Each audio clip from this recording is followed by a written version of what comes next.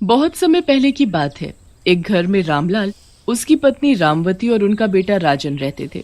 रामलाल के अपने काफी खेत खलिहान थे जिसकी राजन ही देखभाल करता था। एक दिन जब राजन खेतों से काम करके वापस आता है तो उसकी माँ उसे हाथ मुंह धोने को कहती है। हाथ मुंह धोकर रसोई में आ जाना, तेरे बाबूजी ने भी खाना नहीं खाया है। वो बोल रहे हैं कि सब साथ में ही खाएंगे। हाँ माँ, मैं बस अभी आया। हाथ मुंह धोकर राजन खाना खाने रसोई में जाता है।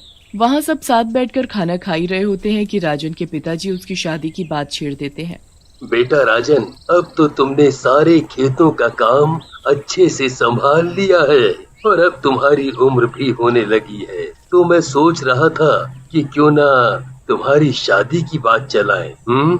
अब इस मामले में मैं क्या बोलूं? आपको जो ठीक लगे आप वैसा करें। देखा, मैंने कहा था ना कि मेरा बेटा मना कर ही नहीं सकता। अब तो आप लड़की देखना शुरू ही कर दो। बस फिर अगले दिन से राजन के लिए लड़की ढूंढने का काम शुरू हो जाता है। उसके माँ बाप काफी लड़कियां देखते हैं पर उन्हें कोई भी लड़की समझ ही नहीं आती। फिर एक दिन पड़ोस में किसी के घर शादी होती है। वहाँ सीमा नाम की एक लड़की आई हुई होती है। राजन की माँ को वो लड़की एक ही नजर में भा जाती है। वो उसकी शादी अपने बेटे राजन से करवाने के बारे में सोचने लगती है और उसके माँ बाप से बात करने पहुँच जाती है। मुझे आपकी बेटी बहुत पसंद है, आप बोलो तो मैं अपने बेटे की शादी उससे करवाना चाहती हूँ। हमारे पास पैसों की कोई कमी नहीं है, आपकी बेटी बड़ी खुश रहेगी। अरे ये तो बड़ी खुशी की बात है, हम तो अपनी बेटी के लिए लड़का ढूंढ ही रहे थे। राजन के माँ बाप इस बात से बिल्कुल अनजान होते हैं कि सीमा एक बहुत ही बिगड़ैल और शराबी लड़की है, जिससे उसके माँ बाप भी बहुत दुखी होते हैं। सीमा इस बात पर बड़ी गुस्सा होती है और शादी के लिए मना करती है। टेंशन की वजह से सीमा के बाबूजी को दिल का दौरा पड़ जाता है और उनकी मौत हो जाती है। मजबूरन सीमा को ये शादी करनी ही पड़ती है। सीमा ये शादी कर तो लेती है पर अगले ही दिन वो अपना असली रूप दिखा देती है। वो अगले दिन ही अपने पति से पैसे मांगती है और ढेर सारी शराब की बोतल लाकर अपने कमरे में छुपा देती है। अब जब राजन खेतों में काम करने चला जाता है तो वो एक बोतल खोलकर बैठ जाती है और शराब पीना शुरू कर देती है। वो शराब में इतनी धुत होती है कि उससे चला भी नहीं जाता। जब उसकी सास उसको कमरे में बुलाने आती है तो वो पागलों वाली हरकतें करने लगती है। अरे ए बुढ़िया, क्या बे, यहाँ किस लिए आई है? चल जाकर खाना वाना बना, बड़ी भूख लगी है मुझे। हे भगवान, बहू तूने क्या शराब पी रखी है? अरे तो क्या पहली बार थोड़ी पी है। देख बुढ़िया, मैं खाने के बिना रह सकती हूँ पर मुझे दारू तो चाहिए ही चाहिए। ये शादी भी मैंने इसीलिए की है क्योंकि मेरी माँ के पास पैसे खत्म हो गए थे। हे भगवान, ये मेरा बेटा किस लड़की के चक्कर में फंस गया।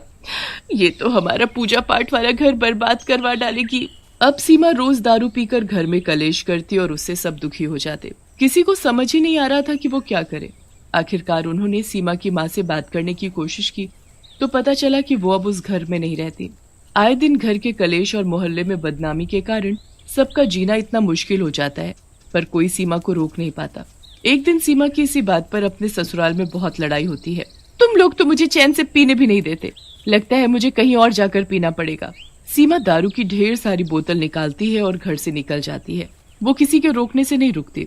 वो दूर एक नदी के किनारे जाकर बैठ जाती है और वहाँ दारू पीनी शुरू कर देती है। पूरा दिन दारू पीने के बाद उसे होश ही नहीं होता। वो जैसे तैसे उठने की कोशिश करती है पर उसका पैर फिसल जाता है और वो सीधा नदी में जा गिरती है। सीमा हाथ पैर मारती है पर दारू पीने की वजह से खुद को बचा नहीं पाती और उसकी मौत हो जाती है। मरने के बाद सीमा चुड़ैल बन जाती है और उसकी शराब पीने की भूख और ज्यादा बढ़ जाती है। शराब, शराब, कहाँ है शराब? मुझे शराब चाहिए, शराब। शराब के लिए वो पागल हो जाती है और चिल्लाती हुई अपने ससुराल पहुंचती है। वहां जाकर वो सीधा अपने कमरे के दरवाजे में धक्का मारती है। आवाज सुनकर राजन उठ जाता है और अपने सामने चुड़ैल को देखकर बुरी तरह चिल्लाना शुरू कर देता है। चुड़ैल, चुड़ैल, माँ, बाबूजी, जल्दी आओ। राजन की चीख सुनकर उसके माँ बाप जल्दी जल्दी भाग कर आते हैं तो चुड़ैल को देखकर उनके भी होश उड़ जाते हैं। चुड़ैल, बाप रे, ये चुड़ैल कहाँ से आ गई? ए बुढ़िया, यहाँ क्या खड़ी खड़ी मुझे देख रही है? चल जा मेरे लिए शराब लेकर आ, मुझे शराब पीनी है। शराब? शराब कहाँ से लाऊं मैं? अरे वो सीमा की अलमारी रखी होगी, उसी में से निकाल कर दे दो ना। हाँ माँ, जल्दी करो, वरना ये जाने हमारे साथ क्या करेगी। राजन की माँ जल्दी से जाती है और अलमारी से शराब निकालकर उस चुड़ैल को दे देती है। शराब देखकर चुड़ैल के चेहरे पर मुस्कुराहट आ जाती है। वो राजन की माँ के हाथ से शराब की बोतल छीनकर गटागट सारी शराब पी जाती है। शराब पीने के बाद वो अचानक गायब हो जाती है। हे भगवान, ये कहाँ गई?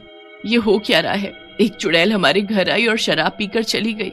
हाँ, शायद चुड़ैलों को पता होता होगा कि कहाँ कहाँ क्या रखा है, और हमारे घर जितनी शराब तुम्हारी बहू रानी पीती है ना, उतनी तो कहीं नहीं होगी। मेरी बहू रानी मतलब? आपकी भी तो है। और जाने महारानी कहाँ चली गई है? अब तक घर नहीं लौटी। इसका तो रोज का हो गया है, रात रात भर घर से गायब रहना, शराब पीना। हे भगवान, ऐसा तो कभी सुना भी नहीं था जो अपने घर में देखने को मिल रहा है। मरने दो उसे, चलो सब सो जाते हैं, वो सुबह अपने आप आ जाएगी। सब सो जाते हैं। अगली सुबह जब सब उठते हैं तो सीमा अभी तक घर नहीं आई होती। सबको उसकी फिक्र होने लगती है कि आखिर वो ऐसे इतनी देर के लिए कभी गायब नहीं हुई। पूरा दिन सब उसका इंतजार करते हैं, फिर उसे ढूंढने भी जाते हैं, पर सीमा का कहीं पता नहीं चलता। रात हो जाती है। सब लोग बैठकर खाना खा रहे होते हैं कि इतने में वहाँ दोबारा वो चुड़ैल आ जाती है। कहाँ गए सब के सब? लाओ दारू लाओ मेरी। हे भगवान, लगता है वो चुड़ैल फिर आ गई। सब लोग बाहर देखते हैं तो वहाँ वही चुड़ैल खड़ी होती है जो चिल्ला चिल्ला कर शराब मांग रही होती है। राजन जल्दी से डर की वजह से अलमारी से उसे शराब की बोतल निकाल कर दे देता है। चुड़ैल वैसे ही गटागट शराब पी जाती है और फिर से गायब हो जाती है। अब वो चुड़ैल रोज रात को आकर राजन और उसके घर वालों से शराब मांग कर पीने लगती है। पहले ही वो सीमा के गायब होने से बहुत परेशान होते हैं और अब उस चुड़ैल की वजह से और ज्यादा परेशान हो जाते हैं। एक दिन राजन की माँ इस चुड़ैल का हल निकालने के लिए एक बाबा के पास जाती है और उनको सारी बात बताती है।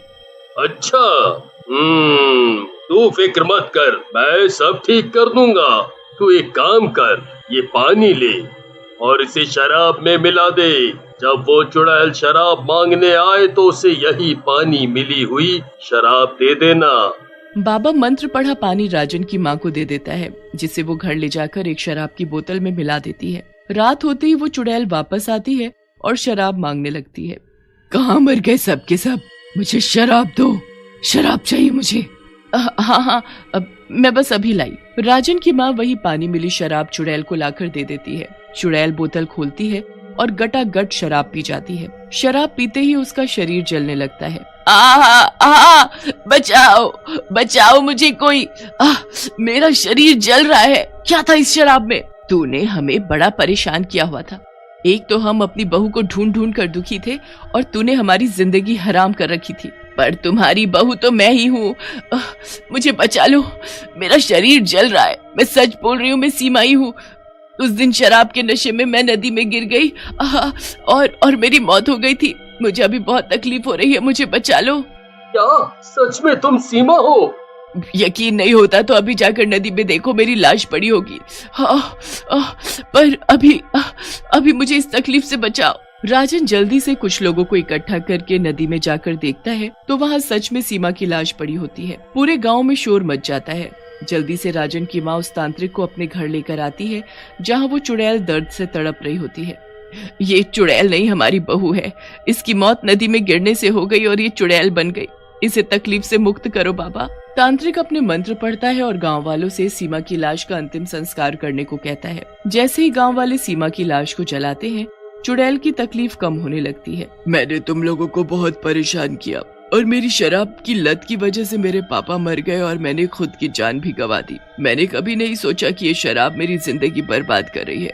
तुम लोगों के साथ मैंने बहुत बुरा किया, फिर भी तुम लोगों ने मुझे मुक्ति दी। मुझे माफ करना। इतना कहकर चुड़ैल गायब हो गई और कभी दोबारा उन लोगों को दिखाई नहीं दी। कुछ समय बाद राजन ने दूसरी लड़की से शादी कर ली, जिसके साथ वो खुशी खुशी रहने लगा।